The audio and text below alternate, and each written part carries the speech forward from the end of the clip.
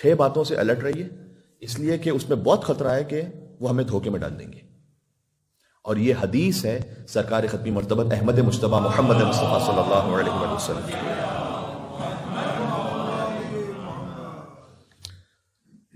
عبداللہ ابن مسعود، بہت بڑا نام تاریخ اسلام کا، بعد میں خلفاء کے ساتھ بھی درگیر رہے، خلیفہ سے ان کے زمانے میں ان کی شہادت ہوئی ہے.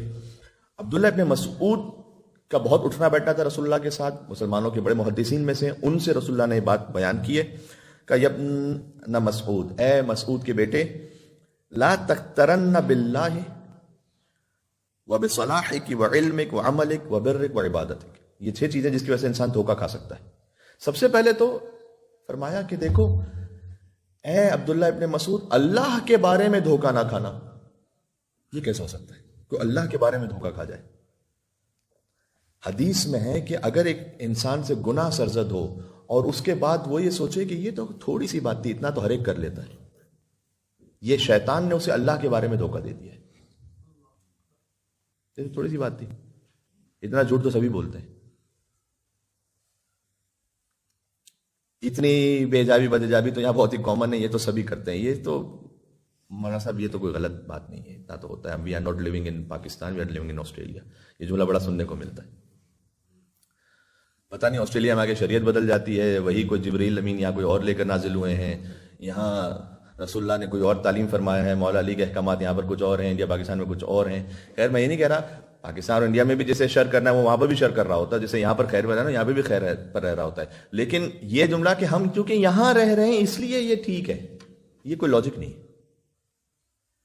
تو اگر کوئی شخص گناہ کرے، گناہ کرنے کے بعد 2 کیفیتیں ہوتی ہیں انسان میں. ایک ہوتا ہے شرمندہ ہوتا ہے انسان، یہ غلط ہو گیا ہے، اس کے لیے تو انشاءاللہ بخشش کا بھی امکان ہے اور اصلاح کا امکان ہے. ایک مرتبہ ہوتا ہے کہ نہیں اس میں غلط کیا ہے، یہ ہے شیطان نے حدیث کے مطابق آپ کو دھوکہ دیا ہوا ہے اللہ کے بارے میں. کہ اللہ نہیں پوچھے گا. کیوں نہیں پوچھے گا؟ اگر شرمندگی ہوتی تو اللہ معاف کر دیتا. تو گناہ کرنے کے بعد ایکسکیوز نہ لے کر آئے. اور پھر حضور نے فرمایا ایک تو یہ ہے تمہارے دھوکہ کھانے کا سبب، دوسرا ہے وہ بصلاحک. صلاح کہتے ہیں سوسائٹی میں اگر آپ کو اللہ تعالیٰ نے کوئی بھی مقام عطا کیا، اس مقام سے انسان دھوکہ کھاتا ہے، چاہے وہ عالم ہے، چاہے وہ کوئی تاجر ہے، کوئی مشہور آدمی ہے، کوئی بھی شخص ہو سکتا ہے، اس بارے میں دھوکہ نہ کھائے. ہمارے پاس بزرگوں کے کتنے اچھے اچھے واقعات موجود ہیں. شیخ عباس قمی جیسا کتنا بڑا نام ہے. شیخ عباس قمی ایک جگہ مجلس پڑھ رہے ہیں، انہوں نے مجمع میں دیکھا کہ ملا عباس تربتی مجمع میں موجود ہیں، کہ جو شیخ عباس قمی نے یہ محسوس کیا کہ یہ مجھ سے زیادہ صلاحیت رکھتے ہیں اس وقت کہ آ کر یہ خطاب کریں. اور انہوں نے کہا کہ جب تک یہاں پر ملا عباس تربتی موجود ہیں یہ آپ سے آگے خطاب کریں گے، میں آپ سے آگے گفتگو نہیں کروں گا، اس لیے کہ یہ زیادہ لیاقت رکھتے ہیں کہ آپ کو نصیحت کریں. یہ انسان کا مقام، اس کی شہرت اس کو دھوکہ نہ دے. یہ عمل کسی کو شیخ عباس قمی بناتا ہے، یہ عمل مفات الجنان کو زندہ و جاوید رکھتا ہے. اور شیخ عباس قمی ہی کا واقعہ ہے کہ مسجد گوھر شاد مشہد میں وہ جب تشریف لائے، وہ پتہ چلا کہ اتنے بڑے عالم تشریف لائے ہوئے ہیں نماز پڑھانے کے لیے. تو آہستہ آہستہ اتنا رش ہو گیا ان کی امامت میں، جماعت میں، کہ آس پاس کی جو مسجدیں تھیں نا وہ تقریباً خالی ہونے لگیں. تو ایک مرتبہ خود یہ بیان کرتے ہیں کہ میں جب قیام کے بعد رکوع میں جا رہا تھا تو لوگ کہتے ہیں نا اللہ اکبر یا اللہ یا اللہ یا اللہ، تاکہ رکوع تھوڑا طولانی ہم جماعت میں شامل ہو جائیں. بہت آوازیں آئیں. ایک لمحے کے لیے میرے دل میں خیال آیا کہ کتنے لوگ جماعت میں جلدی آنا چاہ رہے ہیں.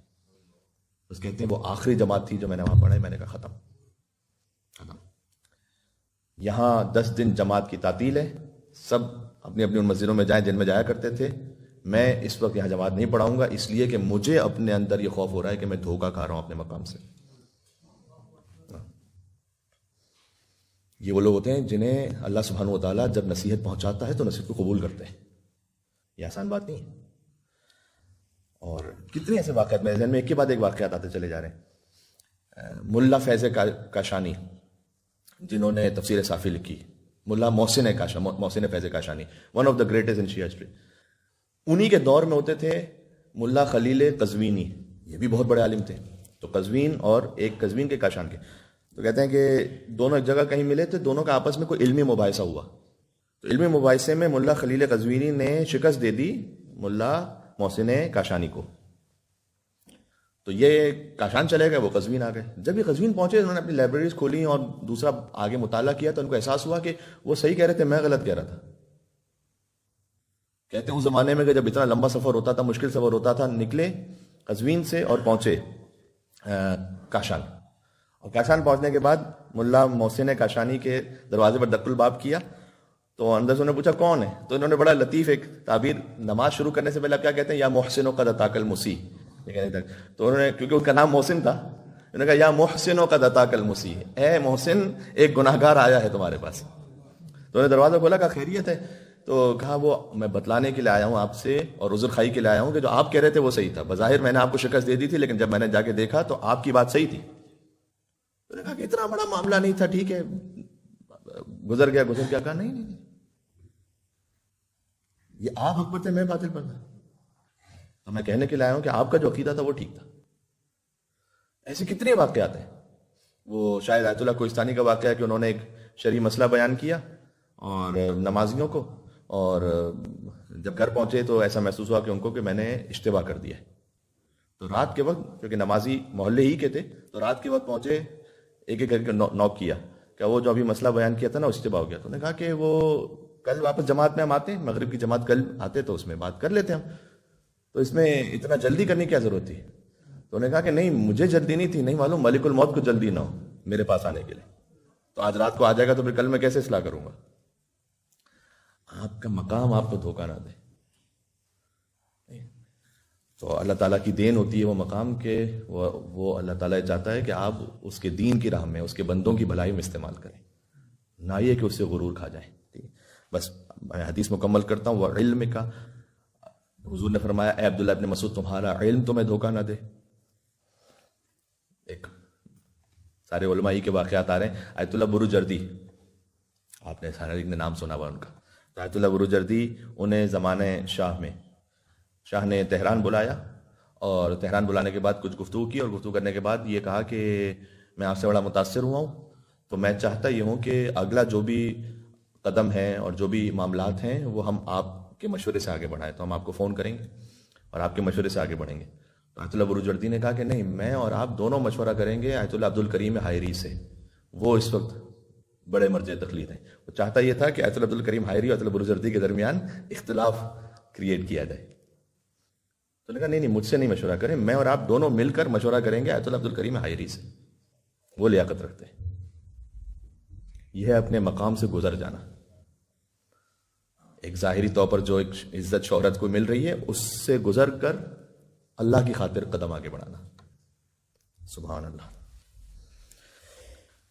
وَعَمَلِكَ اے عبداللہ ابن مسعود تمہارا عمل تمہیں دھوکہ نہ دے، وَبِرِّكَ وَعِبَادَتِكَ، بس بات ختم کرتا ہوں، نہ تمہاری کی ہوئی کوئی نیکی تمہیں دھوکہ دے، نہ کوئی عبادت تمہیں دھوکہ دے۔ اور آخر میں چاہے یہ دولت کا معاملہ ہو چاہے علم کا بھی معاملہ ہو، نہیں پتا ہوتا کہ یہ کس وقت تک کس حد تک انسان کے ساتھ ہے۔ میں تمام تر احترام کے ساتھ یہ عرض کرتا ہوں، آیت اللہ علامہ طباطبائی صاحب تفسیر المیزان، ان کے لیے ایک آیت اللہ امینی ہوتے تھے کہ جو نماز پڑھاتے ہیں بی بی معصومہ قم کے حرم میں، ان کی زبانی یہ بات نقل ہے کہ علامہ طباطبائی اپنی زندگی کے آخری سال اپنے بچوں کے نام بھی انہیں یاد نہیں رہتے تھے۔ جس نے اتنی بڑی تفسیر لکھی ہے جو آج تک شیعہ تاریخ کی سب سے بڑی تفسیر مانی جاتی ہے، کہتے ہیں کئی دفعہ نام بھول جاتے تھے اپنے بچوں کے، تو کس بات، اور وہ تو واقعاً عارف باللہ تھے، تو میں تو یہ اپنے آپ کے لیے کہہ رہا ہوں کہ کس بات پر انسان اپنے علم پہ غرور کرے، اگر کوئی آ بھی گیا ہے تھوڑا بہت علم، نہیں معلوم یہ کب تک ساتھ چلنے والا ہے، اور نہیں معلوم یہ دولت یہ مقام کب تک یہ ساتھ چلنے والی، کچھ نہیں پتا، آپ کی اولاد کب تک آپ کے ساتھ چلنے والی نہیں معلوم ہے۔ تو یہ ہے وہ تواضع انکساری جو اللہ سبحانہ و تعالیٰ ہم سے چاہتا ہے کہ کسی چیز سے بھی دھوکہ نہ کھاؤ، اور جو اللہ کی راہ میں چیزوں کو استعمال کرتے ہیں وہ دھوکہ نہیں کھاتے پھر۔ تو انشاءاللہ اللہ سبحانہ و تعالیٰ ہمیں غرور سے محفوظ رکھے۔